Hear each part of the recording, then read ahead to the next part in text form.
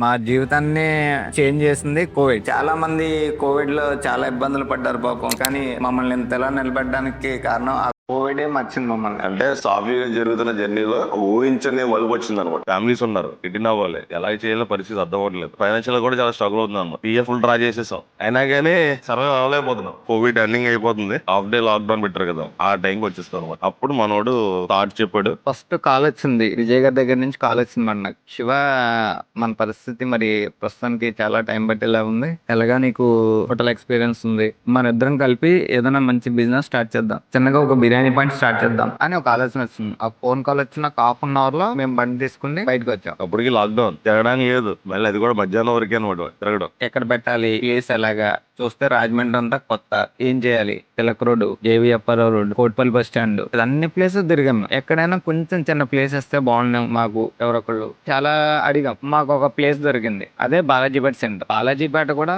ఒక మిరాకిల్ మాట.